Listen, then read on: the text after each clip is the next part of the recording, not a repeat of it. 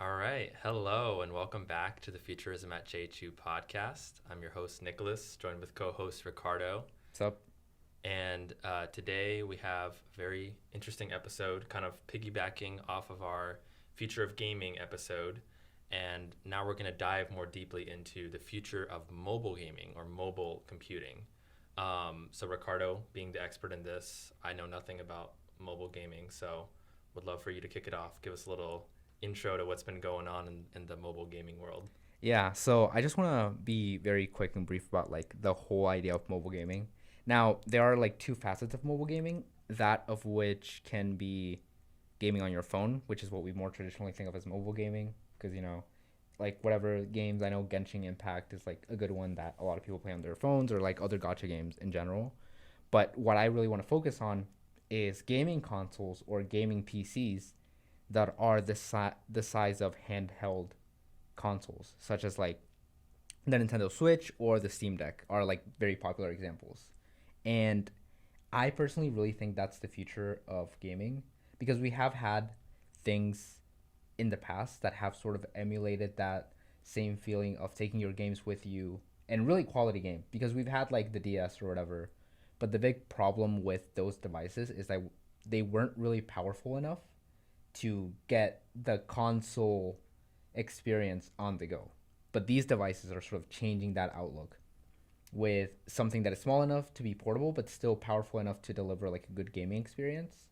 Have you ever had like any personal renditions or personal experiences with any sort of like mobile gaming? Like I'm talking DS, PSP, Switch. I remember my first game when I was younger was a Game Boy. I don't Oh, remember what okay. I played on it, but I know I had a Game Boy at one point. And then I do remember my Nintendo DS. So that was super fun because I would play, like Animal Crossing. Yeah. I would play Pokemon. I'm trying to think what else. I would play all sorts of um, I don't know, just like character games, I guess you would call them.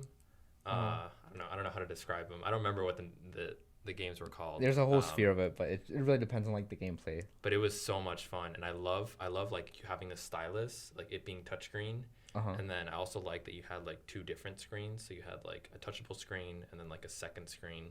I thought that was really cool, and you could like flick it closed and all of that. So I was addicted to that DS for a while. Me and my sister both, and then never really got into like the PSP. I know some friends who had PSPs. Those seem really fun. And then I know the Switch has been all the Oh, rave right now. But never I maybe have played the Switch like once or twice. okay. Probably like Mario Kart, right? Is a game that you play Mario on Kart, yeah. Nintendo Switch, yeah. So that's pretty much been my experience. Honestly, it's been Nintendo all the way. So I've never really um, done like PSP or anything like that. I mean, would you consider? No, I guess we wouldn't be portable per se. It's okay. I Like you have wouldn't a consider it. device. Yeah, I wouldn't consider it portable. I would consider it a little bit more of a gaming system or a gaming Yeah. console compared to the DS, just because I had a Wii and it was like way more powerful than a DS. Of course, like the level of games that you could get on a Wii were far better than the types of games that you could get on a DS, in my opinion. But then if you were comparing like a Wii to like a PlayStation 3 or Xbox One, um, I guess technically it would be like Xbox 360. I think it was during that time. PS3, Xbox 360, and then the Wii. The graphics and everything was really different. I vividly even remember like there being channels dedicated to comparing the graphical fidelity of each title in each platform because you would have like Call of Duty or you would have like other games that were ported to three consoles and then but it would be different because the hardware is different so you kind of have to accommodate for like what are the capabilities of this console and then try to match stuff so sometimes like the Wii would have lower resolution, it would look worse, but maybe the Wii had like exclusive games that were only to the Wii so that kind of made it like very attractive to people, but I would definitely still consider it like a proper a more proper gaming device as compared to like a DS in my opinion. Yeah, I no, I freaking love the Wii. The Like, Wii was good. um, I think it what was are those one games of, called? if not like one of the most sold gaming consoles in history. Yeah. And I think the only one that really beat it in terms of numbers that were out there was like the PlayStation 2, I believe. PlayStation 2. PlayStation 2 was Okay. huge. What Yeah. are we at now? Like PlayStation 5?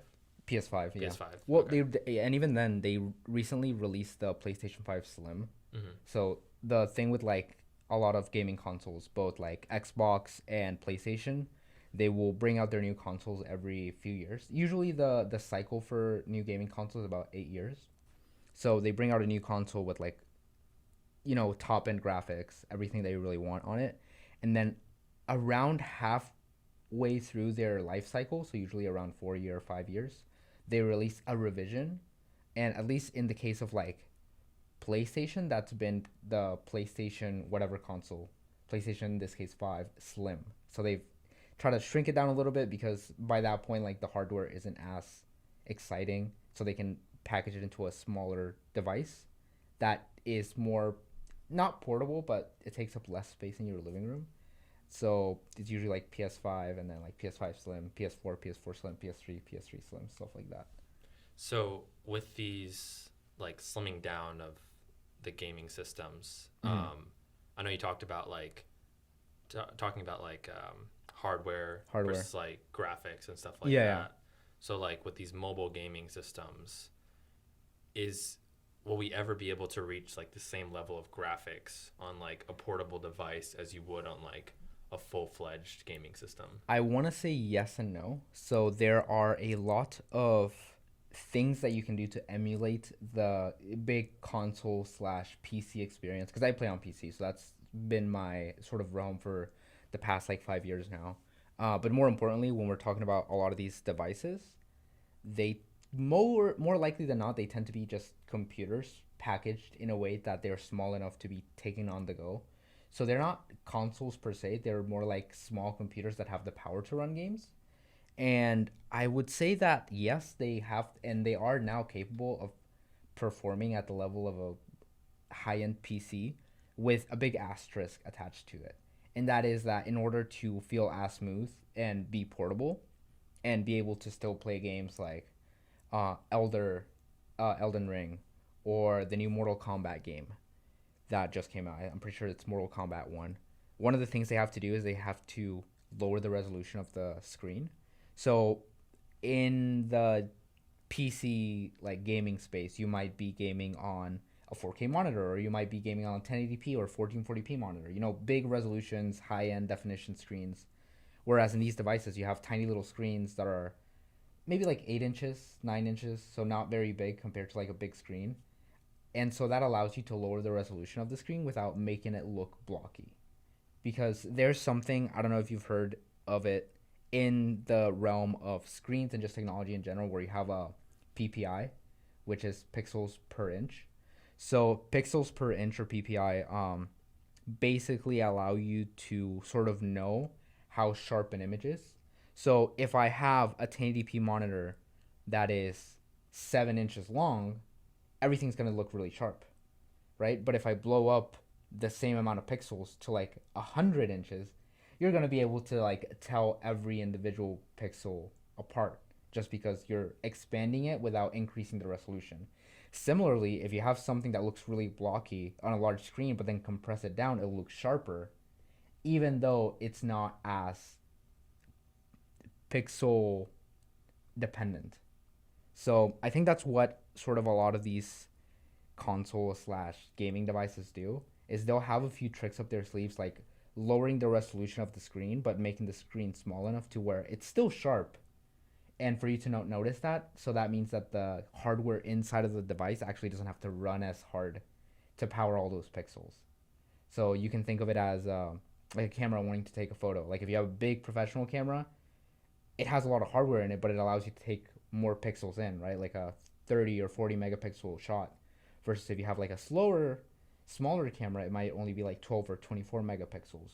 But the image is also smaller, so you don't really get that distortion in. So there's a few trickeries that happen there. Of course, it's not necessarily going to be to the level of like buying a $2,000 big computer with like a big chassis that you can just put stuff in it. But I think they're getting there. Like the fact that you're able to play Elden Ring, like a game that came out like a few years ago, in Mortal Kombat 1, which is a AAA game that came out a few weeks ago. On those on a device that you can like hold in your hand, I think it's revolutionary, and I think it has the potential to further the field of gaming, but specifically gaming on the go, or just computing on the go, which I think it's personally like what I'm really excited about. So you said AAA game. What does that mean? AAA game basically means the blockbuster of games. So, when you hear like a blockbuster is usually from a studio that's already had a lot of films. You know the studio, you can trust them with a specific movie. Similarly, in gaming, you have AAA titles which are usually done by big gaming studios. So we can think of big gaming studios such as like Activision, Electronic Arts, which is EA. A lot of these, NetherRealm, which produces the Mortal Kombat series. So all of these are considered AAA because of just how big the companies that are producing these games are. So you're sort of expecting like a certain level of quality out of them versus like, oh, this game was done by an indie team of 10, 15 people in the span of like 4 years. So your expectations are much less for what the game will entitle. But that's sort of like the differentiator between like an indie title, smaller team, the studio is not as known or maybe has just been formed, versus AAA is it's an established brand, is potentially also an established title, and they have the money and resources to make a really good game. So that's sort of like AAA versus indie title. Interesting. Okay. So with like those games that you mentioned, like Elden Ring and Mortal Kombat, um, what is the process for like transferring them, if that makes sense, like from a gaming system to like a handheld? It's like a handheld. So essentially, it's there isn't really much of a process, because if you really want to think of it, these small gaming systems are basically computers. So these games are already programmed, they're already designed to work on many systems. So realistically, all you really have to do to make them run better in your desired gaming system is just lowering the resolution. So inside of a game, you have your settings tab, and in those settings tabs, you can choose the quality of the textures, which are like how visually appealing the actual images or the characters will look. So a lower texture means that it's going to be rendering less pixels on the screen. It's going to be lowering the resolution for a lot of these different models. So it'll look a little bit choppier, but it'll allow your system to run things faster. So it's really up to you to how much quality you want out of a game versus how much performance, aka like frames per second, how smooth you want the game to be. And at that point, you're just really looking at what you prefer. Some people prefer like 30 or 45 frames per second with higher visual fidelity, versus some people prefer a really fast paced game and a really smooth gameplay where you might have 60 to 90 frames per second, but then lowering the resolution a little bit to get that like smooth experience. So because these systems are pretty much computers, it's really no different than telling your friend that has a different graphics card or a different component in his system how he runs the game versus you. Like these differentiators, these settings are already built into the game, and there isn't really any like porting issues. And realistically, the only porting issues that would come in is for consoles, just because the way that games are constructed for consoles is a little bit different. So a lot of the times you have dedicated teams that port these games to consoles because you can't really change the hardware of a console. So that means you can optimize it. You can say, oh, this gaming console runs this at this certain rate. What if we turn this up so that like we're slightly boosting frames per second or slightly boosting the visuals of the game without compromising on something else? It's the same reason why like Apple devices, for example, are really good at running the programs that Apple makes, because they only have to worry about their hardware. They don't have to make it optimal for every other thing. So they can really hone in, they can really take their time to make it run as well and as good as possible like on their devices. Versus like a console, then you have to worry about it. Sometimes they hire third party teams to port the games, and then sometimes they do a great job, but sometimes they completely mess it up, and the title from one console to the next can vary greatly. So it really depends, but at least in the PC gaming space, it's really not that much of an issue, because again, you can tune the settings to your liking to make it like as visually appealing or unappealing, as visually fast or not as fast as you really want it. Got it. And this idea just came to me because I mostly have played games like on my phone or my iPad. Yeah. So like I don't know, Clash of Clans or Clash Royale, Right, things right, like the that. classic mobile games. Classic mobile games. So what I was thinking, this is kind of a random idea, and I don't know if it'd be technologically feasible, but could you um, connect like handheld controls Oh, to? Is that a thing? that's already a Is thing? that Yeah, already a yeah, it's thing? for sure. Oh, okay. So the way it works, and I'm pretty sure Apple. Actually, I'm not exactly sure if Apple started it necessarily. But I remember vividly when Apple released their support for Bluetooth controllers on their iPhones. So what you can do is there have been games like Call of Duty Mobile or other types of games where it might be suitable to use a controller. So you can take a Bluetooth controller, enable the pairing mode on the controller, so it'll start glowing some type of like flashing um, light, indicating that it's in pair mode, and then you can just simply go to your Bluetooth settings inside of your iPhone and connect the controller to your iPhone to play games. So theoretically, you can play like the mobile version of Minecraft with a controller on your iPhone. So that's already been a thing. But that's Bluetooth though. Like, does that present any issues with like lag time and stuff like that? Not really, because a lot of gaming devices already use Bluetooth for their main connectivity for their controllers. So PlayStation uses Bluetooth. Xbox uses Bluetooth. I use a Bluetooth controller to play games on my PC. So Bluetooth is really the standard, and especially when you're not playing something that's super competitive, like if you're just playing a first person experience, like a story game where you don't really have to be fast and accurate, then latency is small enough to where it's not really hindering your gaming experience. Now, if you were playing like a competitive shooter, something that you need to be really agile, need to, count every millisecond that you're not like actively moving, then yeah, maybe you'd want like a wired connection so that it's faster and you're getting rid of that latency. But for the most part, you could use, a controller for most gaming experiences and be fine. Okay, got it. And like within maybe the people you know, like who are Okay. gamers, um, what is like kind of the consensus of? Because when people think about gamers, they probably think about like you're in a gaming chair, like you got a headset on, Yeah, like yeah, you're like like the fully whole immersed. You thing. got the screens in front of you, screen or screens. Um, so like, would you say most people?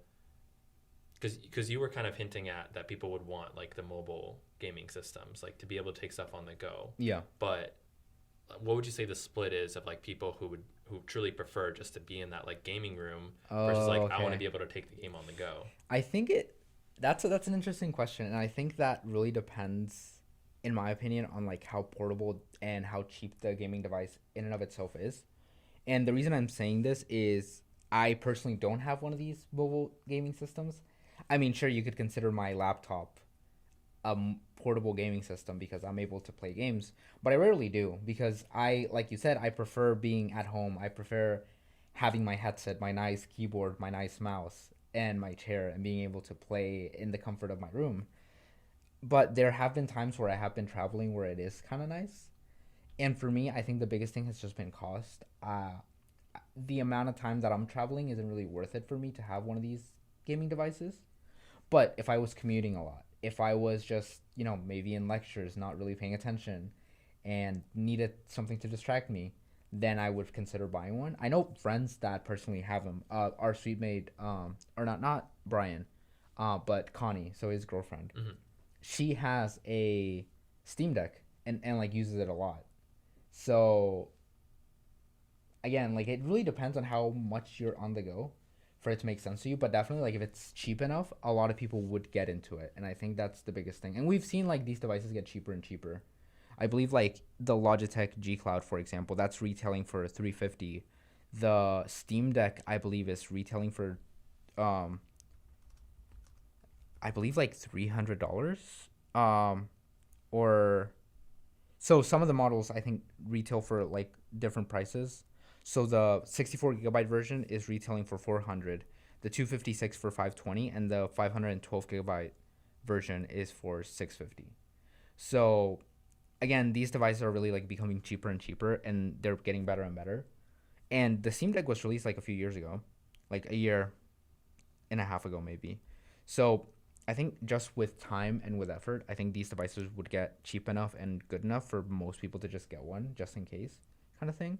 Because gaming has sort of like had an uprise like recently. I remember obviously like every kid plays video games to some degree, so it's not like that rare to see people. But I feel like within our age group, I feel like there's a lot of people that play video games that I feel like we didn't really see back in like high school. I feel like it might have been the pandemic. You think Maybe so? it's just Maybe Hopkins. everybody got into gaming a little bit, but yeah, Yeah. or maybe it's just Hopkins like you said. But yeah, I've encountered a lot of people that play various games. Like some watch a lot of series, but I'm just surprised because back in high school I didn't know that many people who actively played games as much as like I hear the people here do. So I think it's definitely like getting up there, but I personally still prefer being in my home, like being in my room, being able to play these games, being able to crank up my computer, and even if it's loud, having my headphones and just being like not disturbing anyone.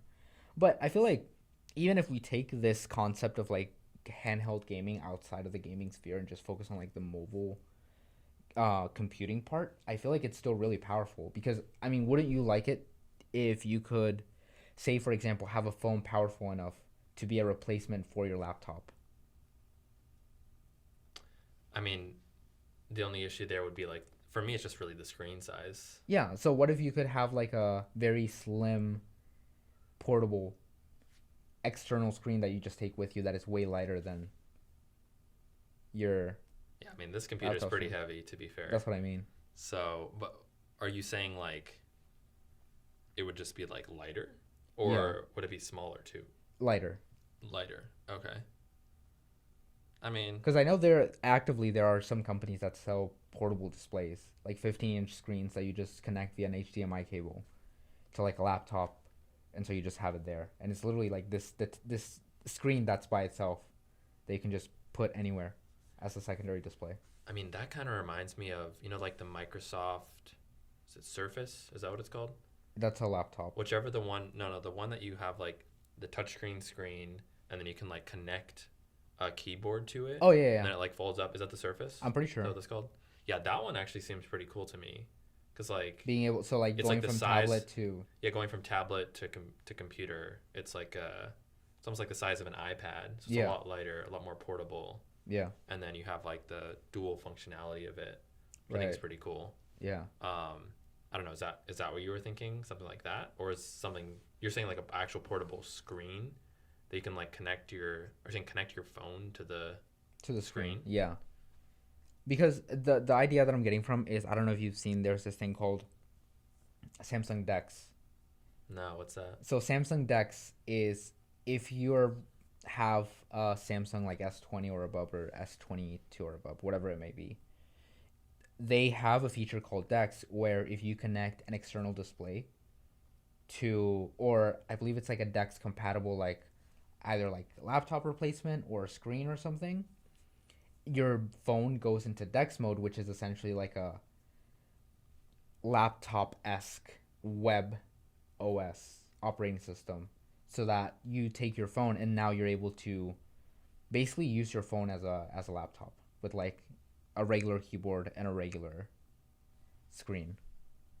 Huh. That's interesting. Is that like widely used? Like, do a lot of people use that? Not really. People just like buy other like um laptops, but I think the main reason why is because it's not powerful enough to really run regular desktop sized applications. But if you're taking something like the iPad, for example, they're using the same chip that the new MacBooks are using. They're using the M1 chip. The Intel chip, right? No, no, no. They're using No. the M chip. Is that an Apple chip? It's an Apple chip. Oh, Because okay. Apple, a few years ago, went ahead and said, we're not going to do our own, we're not going to buy chips from other manufacturers, in this case Intel, because they wanted something better. And so they made their own chip specifically for MacBooks and like all these other devices. So in regular Macs, in MacBooks, and in iPads, you have the same base chip in all of these. Of course, there might be like certain things that are slightly different between because you have like the M2. I think the M2 is like the latest one. So you have the M2, the M2 Ultra, M2 Max chip. So these are like variants of the same chip. One slightly powerful and better than the other. But at the end of the day, like it's the same chip. And so, for example, on my iPad, I'm running the M1 chip on my iPad. Like it's the one that comes with it. And realistically, there really is no reason for my iPad not to be able to run MacBook applications and run like a MacBook because the chip is the same. Interesting.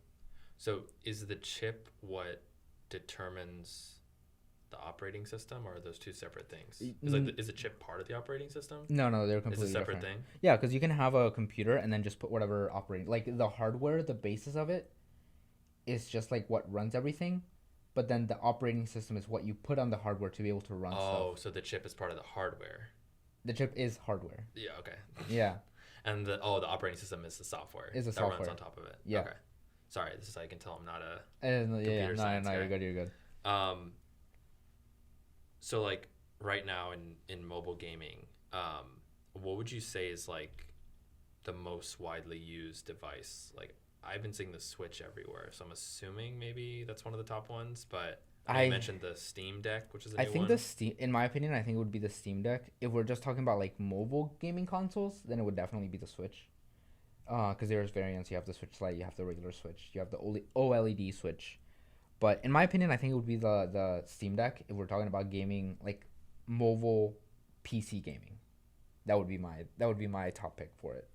So is the Steam Deck? Because you said it just came out like a year and a half ago. Around that time.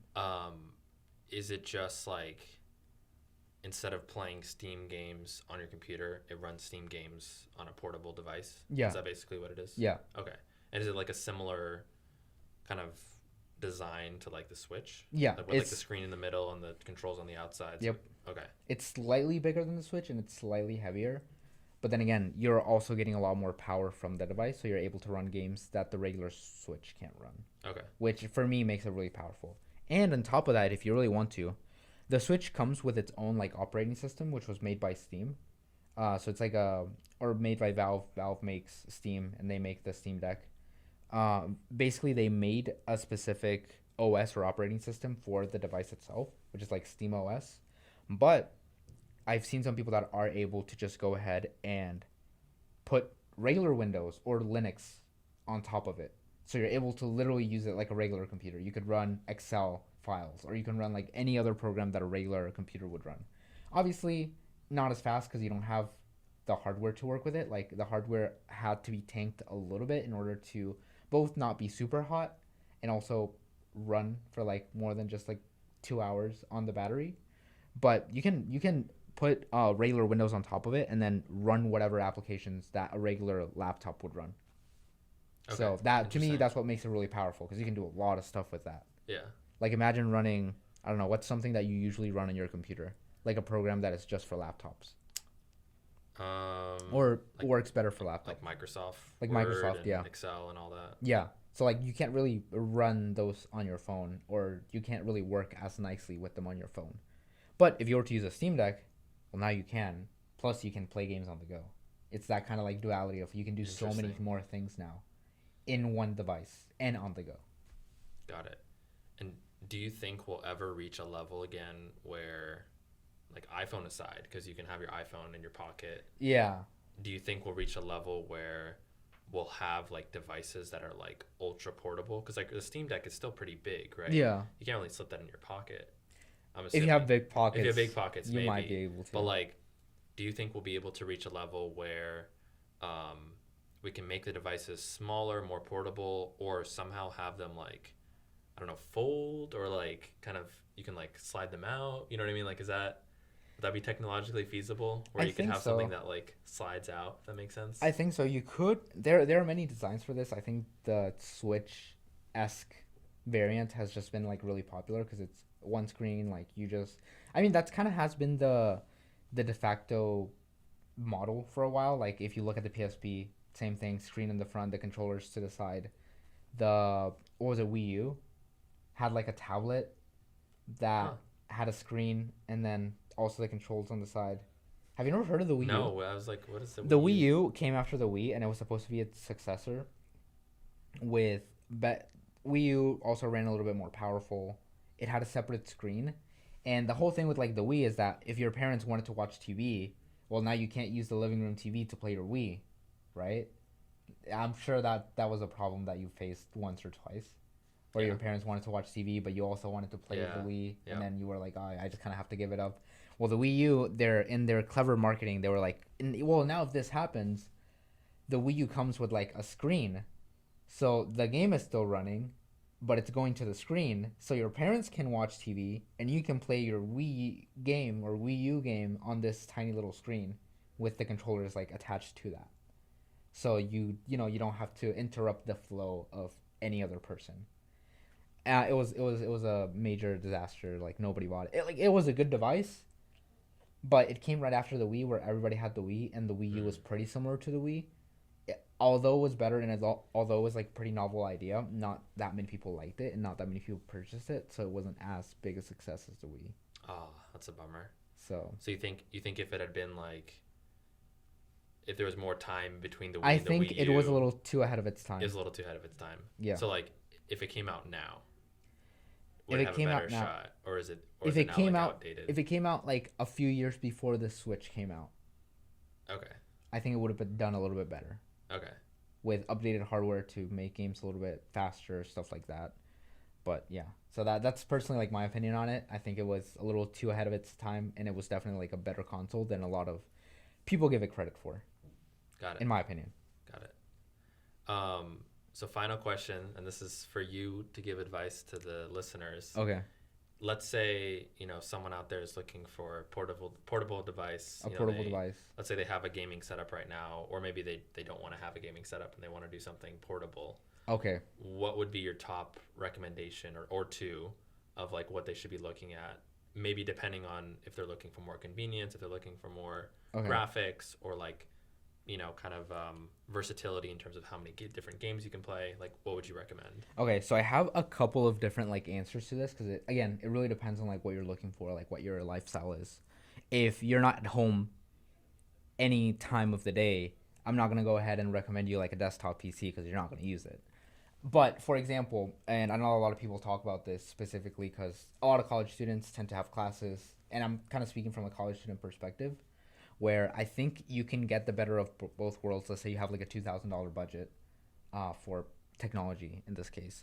What you can do is allocate like $1,500, $1,300 to a proper gaming desktop, and then the rest to a laptop that you can use in classes. That way you have big beefy system that you're able to just like do really whatever you want with, and then the other one just for classes, either light note taking or light computational tasks.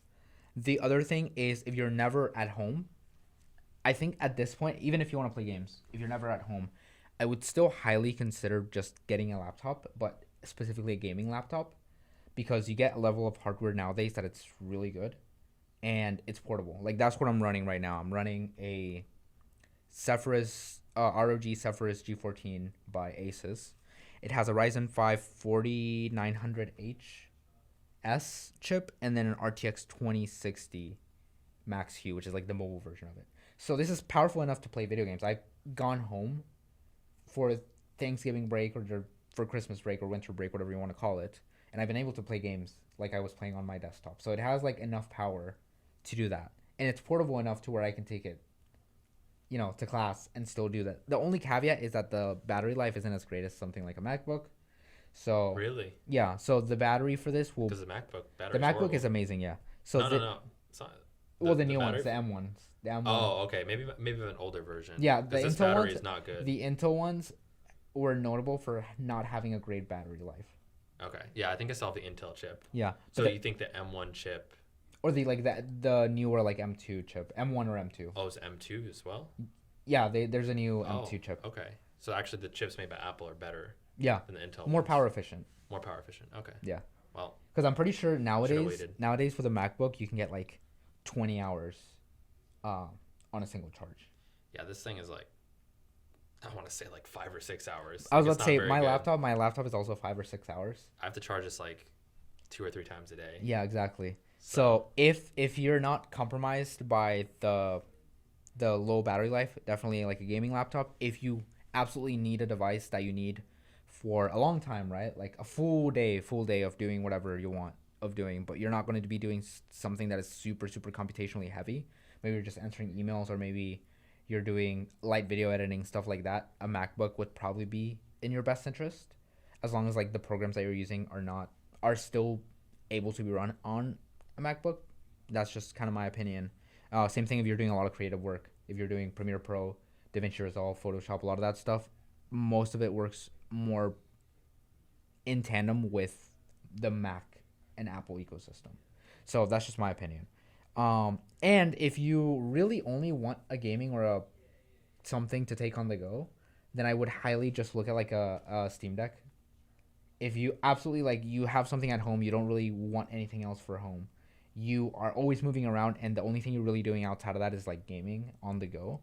Go for a Steam Deck. So those are like my three. If you're a college student and you're cycling between being at home and then being on campus doing your thing, and you have the capability of going between the two, set like a $2,000 budget, $1,300 to a proper desktop, and then the rest to a decent, okay-ish laptop for schoolwork while you're on campus. If you are a professional and you're doing a lot of creative work or you just need a long battery life, MacBook is probably the way to go. If you want to have a device that is almost like a replacement for a desktop PC but you can take on the go, then I would suggest a gaming desktop. Asus makes some really good ones. MSI also makes some really good ones. So just see the one that you really like. My personal recommendations are for the ROG Zephyrus line. There's a lot. There's the 14, the 16-inch. So pick your poison in that sense. And then if you're on the go and you're always gaming on the go, then just get a Steam Deck, because you're not gonna use a proper laptop. A Steam Deck is so much more portable, and you're probably gonna have a better time with a Steam Deck than you are with carrying a heftier gaming laptop if you're always gaming and not doing much else after that outside of your work or whatever it may be. So those are like my 3-4-ish recommendations for devices. Cool. Depending on your situation. Yeah. Well, there you go. You got it from the expert himself.